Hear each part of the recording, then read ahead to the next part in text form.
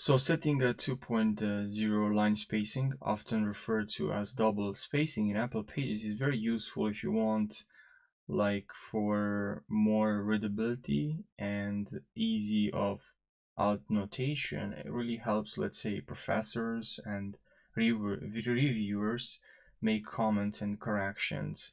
Like you can just add this, let's say here I have this text and I would like to, I'm gonna have to make some corrections, right? I want to add a correction underneath this text, right? So I'm gonna have to select it, and then here in spacing I have lines, and then here if I click I have between, right?